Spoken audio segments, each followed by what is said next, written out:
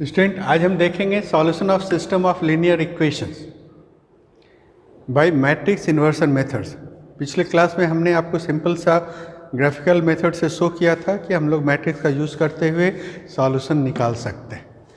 ध्यान से देखिए, सिस्टम ऑफ लीनियर इक्वेशंस का मतलब जब दो या दो से अधिक लीनियर इक्वेशन एक साथ आपको यूज़ करना होता है तो उसे हम सिस्टम ऑफ लीनियर इक्वेशंस कहेंगे। क्योंकि उसके सॉल्यूशंस साइमल्टेनियसली सॉल्व होने चाहिए, इसलिए कभी कभी हम लोग इसे साइमल्टेनियस लीनियर इक्वेशंस के नाम से भी जानते हैं। जनरली n इक्वेशंस और n अननोन्स रहे ना तो हमारा सॉल्यूशंस मिलता है। n equation in n unknowns का एक एग्जाम्पल्स ये है, ध्यान रखिए। First line, first equation, second equation, third equation and this indicates the nth equation. First variable x1, second variable x2, x3 and nth variable is xn। तो इस तरह से it is a example of it is a case of n equations in n variables. इसका हम solutions निकालेंगे matrix method से। ध्यान रखो, सबसे पहले दिए हुए इक्वेशंस में ये जो कोफिशिएंट मैट्रिक्स है ना, इसे हमने A कहा, वेरिएबल x वाले मैट्रिक्स को x कहा, कांस्टेंट B को हमने ये मैट्रिक्स कहा। तो ध्यान रहे, हमारे पास पहले n इक्वेशंस n वेरिएबल्स में दिए हुए थे, उसे आपने मैट्रिक्स फॉर्म में इस तरह से लिखा ax बराबर b। ध्यान रहो कि इसका ऑर्डर हो गया n बाई n, इसका ऑर्डर हो गया n बाई 1, इसका भी ऑर्डर हो गया n बाई 1।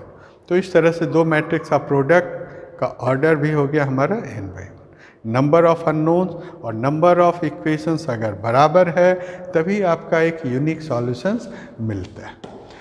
ध्यान रहे, इसका कंसेप्ट क्या है, what is the concept behind matrix inversion methods. हम लोग इस मेथड से तभी निकाल सकते जबकि डिटर्मिनेंटियल वैल्यू उस मैट्रिक्स का नॉन जीरो है। ध्यान रहे, मैट्रिक्स मेथड से सॉल्यूशन कब निकाला जाएगा, जबकि कोफिशिएंट मैट्रिक्स का डिटर्मिनेंटियल वैल्यू नॉन जीरो है। अब याद रखो, ax बराबर b दिया हुआ था, दोनों तरफ हम लोग प्री मल्टीप्लाई किया a इन्वर्स से। ओके, तो चूंकि आप जानते हो a inverse multiplied by a is I identity matrix, so I multiplied by x becomes x and right side becomes a inverse b. So it is the concept of getting solution via matrix inversion methods. कोई भी ax बराबर b दिया हुआ है, both side हम लोग a inverse से pre multiply करेंगे तो हमारा इक्वेशन निकल जाएगा x equals to a inverse b, और x के करस्पॉन्डिंग वेरिएबल्स के बराबर जो इधर वैल्यू रहेगा वही आपका सॉल्यूशन होगा। सो स्टूडेंट, इसमें इन्वर्स का यूज़ करते हैं। लास्ट वीडियोस में हमने आपको दिखलाया था कि इन्वर्स कैसे निकाला जाता, इन्वर्स पर आपको प्रैक्टिस करना हो। आपके कंसेप्ट को डेवलप करने के लिए हमने एक एग्जांपल लिया। मान लो ये तीन इक्वेशंस दिया हुआ है, तीन वेरिएबल x1, x2, x3 में। The equation can be expressed है, ध्यान से रहे, 3 - 1 + 1 पहला कोफिशिएंट। यहाँ पर ध्यान से देखो x3 नहीं है तो x3 का कोफिशिएंट हो गया 0, इसका हो गया 1, 2 - 1, x1, x2, x3, ये 2, 1, 3। ध्यान से देखिए, आपका ये इक्वेशंस दिया हुआ है, उसको हम लोग मैट्रिक्स के रूप में इस तरह से लिख सकते हैं। क्लियर, कोई दिक्कत? अब दिए हुए इक्वेशन जो कोफिशिएंट मैट्रिक्स आया उसके लिए हम लोग a इन्वर्स निकालेंगे।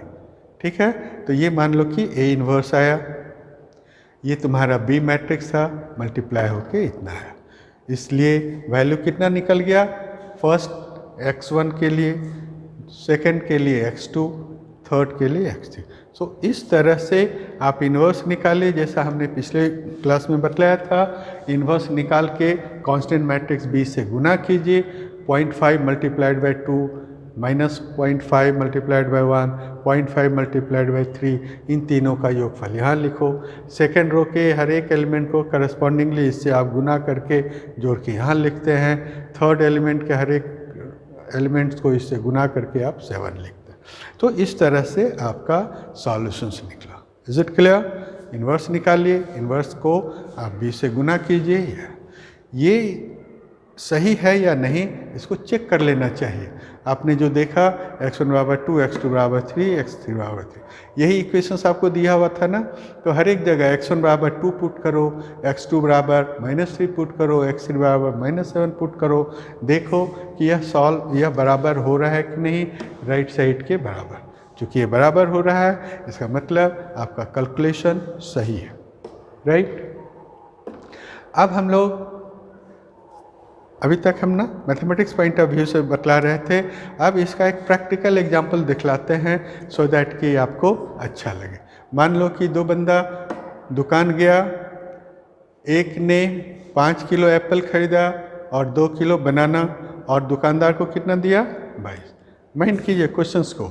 एक आदमी 5 kg एप्पल खरीदता है, 2 kg बनाना खरीदता है और टोटल वो 22 रुपीज़ देता है। दूसरा आदमी 4 kg एप्पल, 6 kg बनाना और टोटल पेमेंट किया इतना। योर क्वेश्चन इज कि मैट्रिक्स मेथड से, it is very simple to know, but matrix method से हम देखेंगे कि एप्पल का दाम क्या है, बनाना का दाम क्या है। देखो सबसे पहले हम लोग इसको लीनियर इक्वेशंस के तौर पर लिखेंगे। 1 kg एप्पल का दाम मान लिया A है, 1 kg बनाना का दाम मान लो B है, तो जो दिया हुआ सिचुएशंस है उसके लिए हो गया 5A + 2B = 22। यही बात समझ में? 5A क्यों किया? क्योंकि 5 kg आपने खरीदा था, एप्पल का कॉस्ट हमें नहीं मालूम, जो भी रहेगा A मान लिया तो 5 × A लगा। चूँकि बनाना का 2 kg खरीदा था तो 2 × B हो गया, और दोनों मिला के आपने दिया था 20। दूसरे आदमी के लिए 4 किलो एप्पल खरीदा था तो 4A + 6B = 30। तो इस तरह से आपका 2 लीनियर इक्वेशंस है।